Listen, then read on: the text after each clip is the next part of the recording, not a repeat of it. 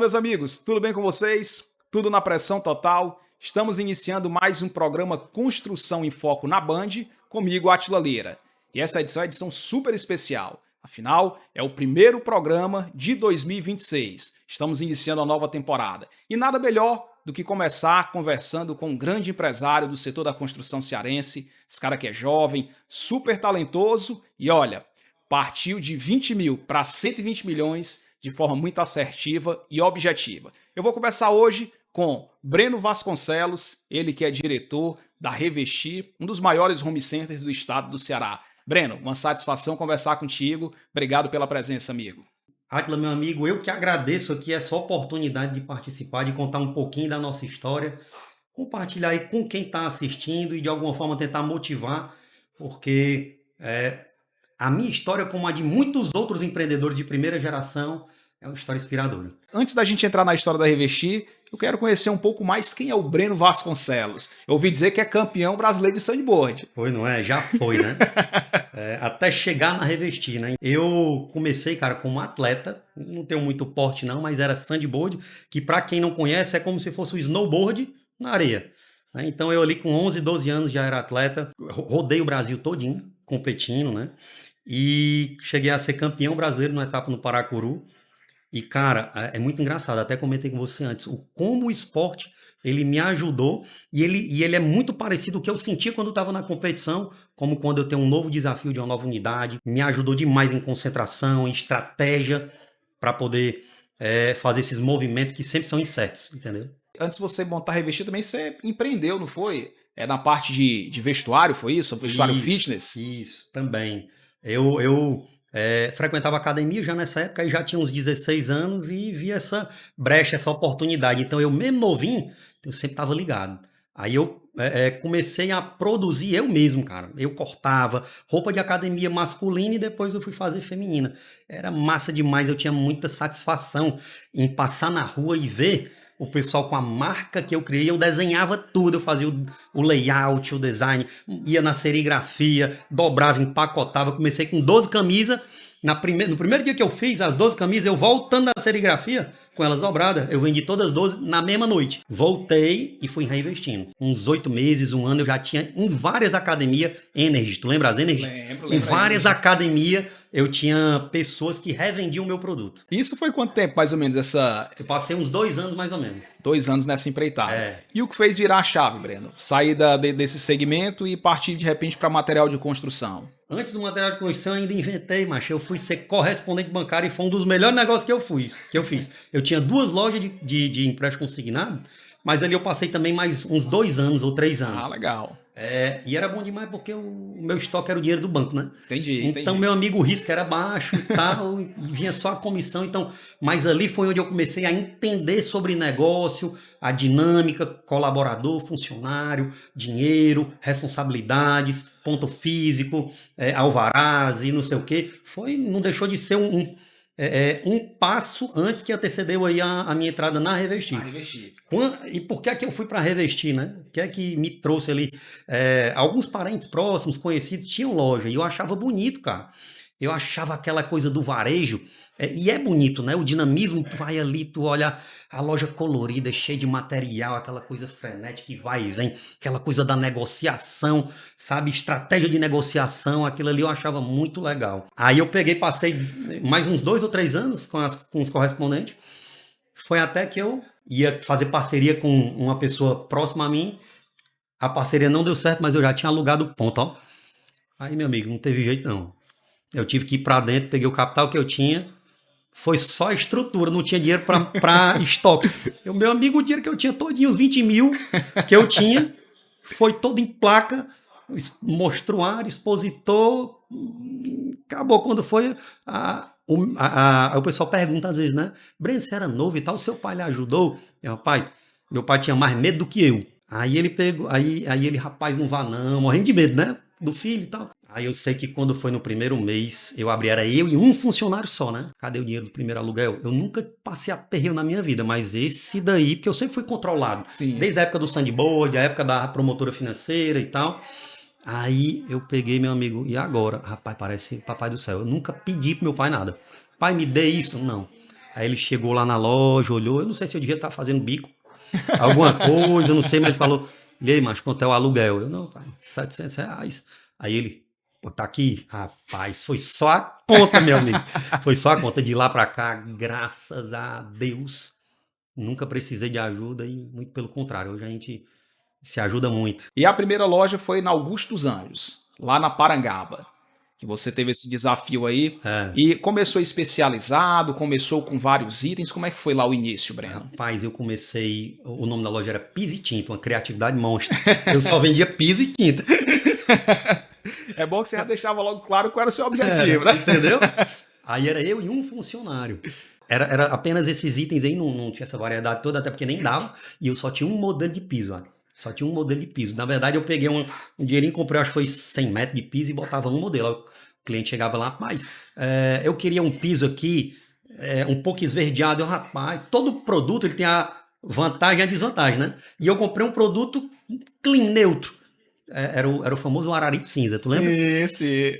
Aí eu, não, meu patrão, deixa eu mostrar pra você. Aí eu tinha exposto um monte, bem umas 40 peças de piso lá. Mas em estoque eu só tinha uma, né? E claro que eu vendia. Era deficiente. Era Araripe cinza. Então não era Araripe cinza. Aí o que é que eu fazia, né? Tinha lá um punhadozinho de piso. Só que aí eu vendia e vendia mais do que isso. Aí o que é que eu fazia? Eu pegava uma pampinha, porque eu tinha um Fiat Uno, aí eu troquei com meu sogro. Ele precisava de um carro para passeio e eu precisava da pampinha. Aí deu certinho, a fome com a vontade de comer, eu me dei. Aí trocamos ali, aí eu passava o dia vendendo e o cara organizando, carregando alguma coisa ou outra. Aí quando era no final do dia, 5 horas, eu corria para pegar o centro aberto, aí carregava a pampinha de material e ia sozinho entregar, meu amigo. Isso daí foram no mínimo 5 meses, 6 meses desse jeito, sozinho. Chegava, eu ia fazer a entrega no terceiro andar. Quando terminava, a senhora lá, pai, você quer uma bacatadazinha não? Passa pra dentro. Venha. Ora. Breno, aí na Augusto dos Anjos você chegou a ter mais de uma loja, não é isso? Foi. Mas fala um pouquinho da segunda, da terceira, como é que foram essas lojas? Aí era em um local, né? Eu tava sozinho, e eu entendi que sozinho não era tão bom. Aí apareceu uma oportunidade próximo de um outro lojista, mais à frente na Augusto dos Anjos, aí eu aluguei um ponto. Na sequência apareceu mais outro ponto, vizinho meu. Aí eu olhei pro lado, não, eu já tenho a Piso e Tinta, deixa eu ver aqui, vai entrar Brasil Pisos, concorrer comigo mesmo. Aí abriu a Brasil Pisos. Quando não satisfeito, do outro lado da pista abriu um pontinho que tinha espaço para estoque. Aí eu abri outra loja. Eu cheguei a ficar com... foram 3 lojas mesmo. Que eu ampliei eu aluguei outro ponto, mas ficou só depósito. Então eu fiquei com 3 lojas, eu concorrendo comigo mesmo. Os vendedores, os nomes são diferentes, né? Da loja, na fachada. E os vendedores, cada um, meu amigo, tava brigando pelo seu salário. Perfeito. Então, cada um sabia onde tinha que chegar, tinha suas metinhas, tudo direitinho, era no bloquinho, mas eu sempre fui lá, meu amigo, ó, arrochando o nó e deixando eles brigar. Tem um ditado popular que diz: quanto mais cabra, mais cabrito. É melhor se os cabritos forem todos seus, né? Muito melhor, né? Eu ia deixar entrar alguém? É verdade, isso é verdade. Depois dessas lojas, qual foi a que veio aí? Pronto, aí, cara, nessa época eu sempre olhei pra frente. Então eu sabia que a região sul de Fortaleza, a região próxima ao Eusébio, era uma região que crescia. Então eu sempre olhava lá e era um sonho meu. Queria muito e fiquei muito tempo procurando, só que não tinha, porque nessa época só tinha uma loja nessa região. Aí eu peguei, você vê como o Papai do Céu abençoa a gente. No domingo à tarde, na verdade, no domingo meio-dia, aí ligou pra mim uma caseira de um sítio, ela, rapaz, precisando de uma forcinha e tal, rapaz, você pode vir aqui, nunca ela tinha pedido. Aí era no Aquiraz. Aí eu fui no Aquiraz. E na volta, o Papai do Céu mostrou, meu amigo, que foi na hora. Engraçado, quando o bate. Era o domingo à tarde, quando eu voltei a placa de aluguel, epa, é aqui. Aí eu tenho uma foto ainda aqui no celular. Eu bati a foto, um ponto no meio, era mata ainda ali no anel viário ali. Era mato, mas não sei o que foi que me chamou a atenção. Um galpãozinho branco. Eu ia alugar só um, aí eu cheguei, olhei. Quando foi no outro dia, isso era no domingo, quando foi na segunda-feira, de manhã, eu esperei só 8 horas. Pá, liguei pro dono do galpão, fui lá. Quando deu 10 horas da manhã, eu tava fazendo assim, me dei a mão. Aí ele, calma, eu quero ponto. E era feio, mano. Dentro, rapaz, tava deteriorado. Tanto que foi um compadre meu, quando ele chegou lá, eu mostrei. Aí era um galpão. Aí teve um concorrente que chegou, queria colocar do lado ia botar uma distribuidora de cimento e cal, só mesmo para prejudicar a operação e tal. Aí o dono do ponto ficou sabendo, resumindo, não deu certo com ele.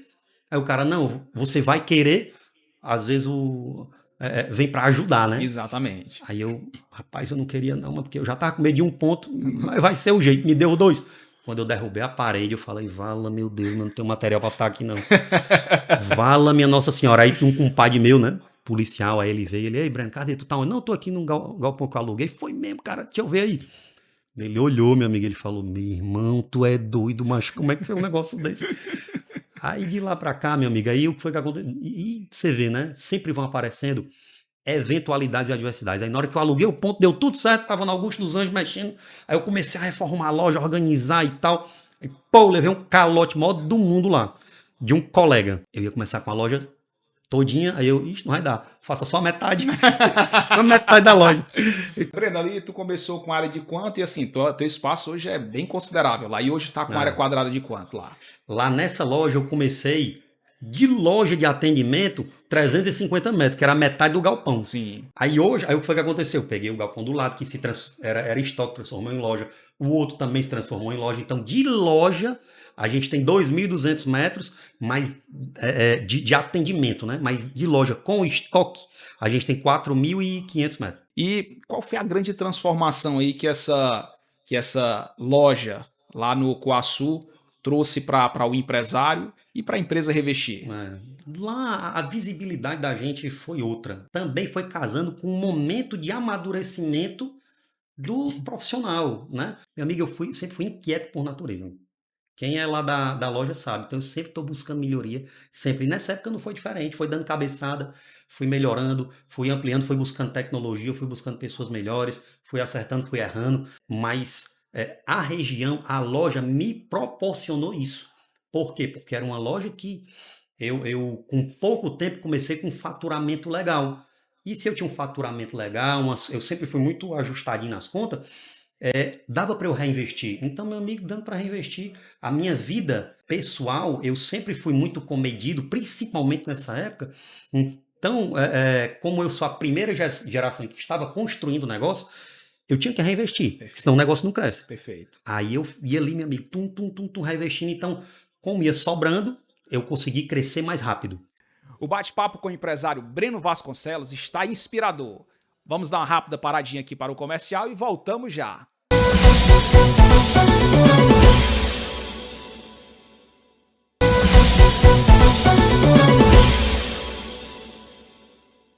Estamos de volta com o bate-papo com o empresário Breno Vasconcelos, que traz a sua trajetória empreendedora e compartilha conosco a jornada da Revestir Home Center. Quais são os grandes desafios aí que o Breno veio ter uma loja e empreender no varejo? Rapaz, é uma complexidade do tamanho do infinito o varejo. Primeiro, o momento atual, que tá tudo bagunçado, é distribuidor querendo vender direto, é fábrica querendo atender o consumidor final, é marketplace. Então, isso daí você tem que estar antenado e organizar a tua empresa para, no meio desse emaranhado, ela conseguir ser atraente, atrativa para o cliente, atender bem e tudo, num momento de guerra de todo lado. Aí quando a gente fala gestão, ela é muito abrangente, né? Então, o empresário, principalmente no varejo, meu amigo, você tem que entender um pouquinho do setor contábil, do setor fiscal, você tem que entender de gente, você tem que entender de relacionamento, você tem que entender de tecnologia, você tem que entender de número, de dinheiro, de finança. Então, você tem que, meu amigo, tá sempre buscando conhecimento, porque um ano para o varejo, meu amigo, é como se fosse 10 para outro de segmento, eu acho, né? O Breno trouxe o ponto da visão que teve quando foi abrir as lojas da Augusto dos Anjos, depois a visão que teve para abrir a loja lá do Coaçu. Breno, quando você vai abrir um novo negócio, abrir uma nova loja, quais são os pontos que você costuma observar para dizer, rapaz, esse aqui tem tudo para dar certo? Quais são os pontos que você costuma observar, se é que você pode revelar esse segredo? Não, o pior é que hoje em dia nem acaba sendo segredo, não. Primeiro, foi estratégia minha de ir para locais específicos que são entradas e saídas de cidade. Então, hoje, a última que faltava a gente entrar era Caucaia, que nós vamos inaugurar. Sim. Mas isso não quer dizer que dentro de Fortaleza não seja bom e não dê certo, e a gente vai buscar entrar mais em Fortaleza. Então a gente olha a questão do fluxo, da região, a população, densidade demográfica, a gente vai olhando ali se alguns outros negócios próximos são prósperos e também tem um feeling, né? Do mesmo jeito que eu, lá naquela época, em 2016, bati o olho e falei, eita, aqui agora. Eu não sei porquê, mas eu tinha certeza absoluta que ali ia ser sucesso. Aproveitando, quando é que vem a inauguração de Caucaí? Como é que tá a expectativa para essa nova unidade? Rapaz, Caucaia, eu vou dizer uma coisa, porque lá a gente construiu, né? Então, muito complexo essa questão, mas graças a Deus estamos nos finalmente, e eu acredito que meados de março a gente abre, Bacana. testando, em abril a gente vai trazer para Caucaia uma brincadeirinha legal. Entra com pressão total. Chibata. Do jeito que a gente fala, lapada de preço batata total. Não, mas a gente chega, a gente fala assim brincando, mas toda vez que a gente vai chegar num lugar, a gente chega pedindo licença, Isso. sempre na humildade, sabe? Não adianta, não é o perfil da gente querer entrar brigando ou querendo tirar do cara, não, a gente vai atrás do nosso. Perfeito. Entendeu? Perfeito. A gente sempre em cima a nossa estratégia da nossa empresa é feita em cima do nosso negócio. Exatamente. Claro que a gente tem que ter também a humildade de analisar os concorrentes, entender a região, entender tudo, para você criar a sua estratégia também levando isso em consideração, mas o maior desafio está dentro do nosso. Breno, quando você empreende, principalmente quando você começa um negócio do zero, você tem aquela fase de colocar muita força para tracionar o negócio, né? E aí até que chega um momento que você consegue dar tração e aí você consegue pegar mais velocidade e avançar mais rápido. Qual foi esse momento que você percebeu que foi esse momento de dar uma acelerada maior e já pegar mais pressão aí? É porque o negócio ele é igual a um bebê, né? Isso. Bebezinho, você tem que dar ali o leitinho, senão ele morre. Então, os primeiros anos da empresa, amiga, essa analogia ela é muito verdadeira. O momento mesmo não tem como dizer que não foi o pós-pandemia, beleza? A questão é que teve gente que surfou a onda e continuou nela, continuou no mar, pegando mais ondas, e teve gente que surfou, saiu, foi tomar uma cerveja, beber água de coco, voltou, quando voltou já tinha pego algumas ondas, mandado manobra, tu tá entendendo? Então, a gente lá que é menorzinho, a gente consegue, não só pelo tamanho da empresa, mas pela minha cultura, que é de resolutividade, de praticidade, de proatividade.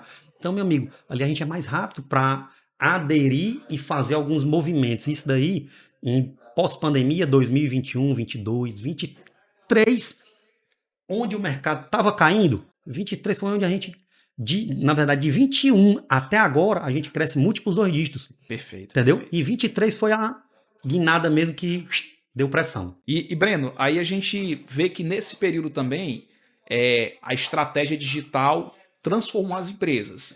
E a tua empresa foi uma dessas que mergulhou realmente forte na estratégia digital. Conta pra gente o que foi que te estimulou, te inspirou a trabalhar forte essa estratégia digital. Primeiro, a busca de conhecimento, né, meu irmão? E a lucidez de saber que o mercado está em constante movimento e mudança. Então, a gente via essa mudança no comportamento do consumidor, na forma como as empresas se apresentavam, com a chegada mais forte das redes sociais, brigando diretamente com as grandes emissoras, então brigando pela atenção. E eu vi que a atenção era um ativo muito valioso. Aí eu fui buscar conhecimento, fui 1, 2, 3 mentoria, consultoria, foi atrás, foi aqui, foi ali. E o que é que acontece? Nessa época eu fui fora, né? Fui em vários estados e tal. A gente foi pegando um pouquinho de cada uma, entendeu? E hoje a gente tem alguns métodos, algumas formas de comunicar que não é que é uma receita de bolo, mas é que é a essência da Revestir transformada em comunicação, conversando com o nosso público de forma digital, que é onde o cara está mais presente hoje. Você tem que entender dentro da tua campanha o que é importante nesse tipo de campanha, quais são os canais que você deve atacar, quanto você deve direcionar para cada um, porque tudo é a dose. Cada negócio tem a sua realidade, então você vai entendendo, você vai testando, e a gente já está testando, aprendendo, errando, acertando, graças a Deus, mais acertando do que errando, desde 2023. Você traz essa questão do digital, de estar sempre observando os movimentos, e a questão de comunicar.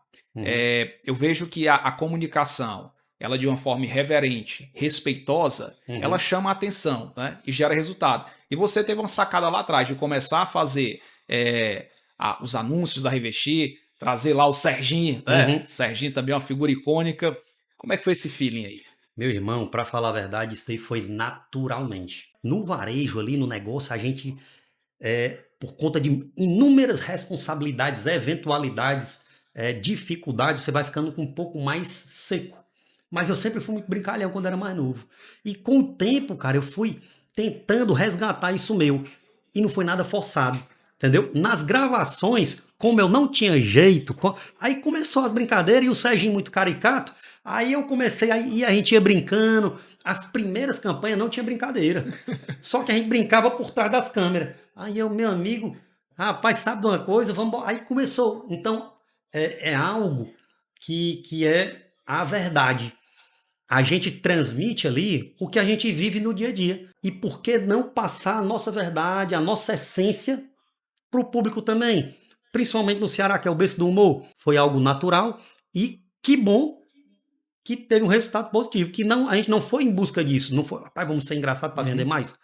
A ordem não foi essa. A gente foi, vamos transmitir as brincadeiras, as verdades da gente aqui, ver se o público engaja mesmo aí também e vamos sentir. E foi sentindo e foi tendo feedback positivo e a gente foi construindo nesse sentido. Dentro dessa estratégia do digital, eu vi que houve também a necessidade da Revestir mudar a comunicação de marca. E houve um rebrand da Revestir.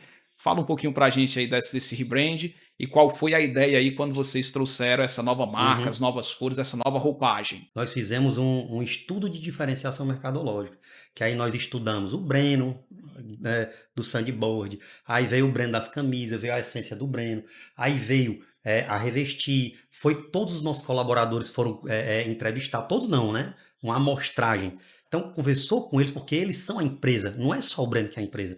Então, foi conversado com eles foram falando como é que é o dia a dia.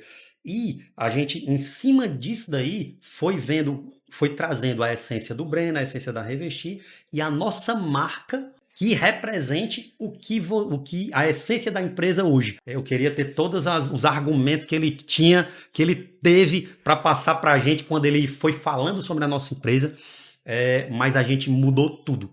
A identidade visual que a gente tinha já não expressava o que a empresa dizia, o que a empresa refletia. Antes era azul com dourado, né? Isso. Tu sabe de onde foi que eu peguei isso aí? De onde? Não, mas do Itaú Personalité. O primeiro cartão que eu ganhei na época, bonito. Aí quando eu fui pro Eusébio, na primeira lojinha, esse daqui. Nada com coisa alguma, meu amigo. O que é que tem a ver? Aí, porque o meu público não era esse. O meu público não é do azul escuro com dourado. Não é. Né? Aí foi feito o estudo das cores e tal. Então, diante de todo esse estudo, do time da Revestir, da essência da empresa da Revestir, do Breno, de onde ele veio, o que ele é, como ele se comunica, como a turma se comunica na empresa, a gente mudou marca, cores, logotipo, letras, né, a fonte e a forma de se expressar também foi direcionada às campanhas em cima disso. Entendeu? E, Breno, hoje o que é que a Revestir quer transmitir para o mercado, né? A gente não pode deixar de transmitir confiança, entendeu? Confiança, segurança, responsabilidade, respeito, não só com o colaborador, com o fornecedor e com o cliente também. Eu até brinco, meu amigo, aqui, você não pode prometer o que você não vai cumprir. Perfeito. E você gostaria que eu fizesse com você? Não, né? Pois não prometa, não. E seja vendedor, qualquer um que faça parte da nossa equipe. Mas também a gente transmite alegria, cara. A obra não precisa ser sempre um problema. Vai começar uma obra, meu irmão, é a realização do sonho do cara. Entendeu? Então, o propósito, né, que hoje é uma palavra muito, mas o propósito da nossa empresa é ajudar o cara mesmo a tirar do papel o sonho dele, que às vezes o sonho do cara, que a gente tem o nosso público é B, C, D, E, F, G, H e J. XYZ. Tem negócio de besteira, né? Todos. Todos. Então, assim, o propósito da Revestir é esse, é ajudar o cara a realizar aquele sonho, mas com toda a nossa irreverência, com toda a nossa resolutividade, com toda a nossa proatividade, honestidade, dentro disso, do pacote que a gente oferece para o cara, ser a melhor opção para ele. Não só para o cliente, mas também para o nosso colaborador, que é o nosso primeiro cliente, e o nosso fornecedor, que sem ele a gente não seria nada. Né? A gente é um mero revendedor. Então, o que seria de mim sem o fornecedor e sem o cliente? Exatamente. Então, a gente tem a completa consciência de que nós estamos ali, meu amigo, servindo eles também, entendeu? Breno, isso é interessante. Eu acho que vocês, inclusive, foram bem ousados nesse rebrand, né? Vocês conseguem trazer muito bem nessa questão da marca e identidade de vocês. Mas eu achei uma sacada interessante foram as cores. Porque, assim, o varejo remete muito ao laranja, ao vermelho, ao amarelo, né? Isso. Ao azul, mas mais a cores quentes, né? O azul já é uma cor um pouco mais fria. E, de repente, você trouxe um rosa pink aí com um amarelo, né? E que mostra assim a energia, essa vibração. E no Rzinho da Revestir tem o chapéu aí que expressa o nordestino, né? Foi estudado tudo isso. Foi visto as paletas de cores, principalmente dos concorrentes, do mercado como um todo, e foi vista a paleta. Então todo mundo segue preto, laranja, amarelo, azul. Todo mundo. Então, a nossa empresa, com a nossa essência, a forma de comunicar, aí a gente foi ousado. Perfeito. A gente foi ousado, a gente quer ser diferente de todo mundo. A gente quer que o cara, quando passa, ele olha, ele... Amigo, que a revestir de longe, de longe. Breno, a gente está, nossa entrevista aqui, passando super rápido, né? O papo muito bom. E eu achei interessante o tema da tua entrevista, né? De 20 mil a 120 milhões.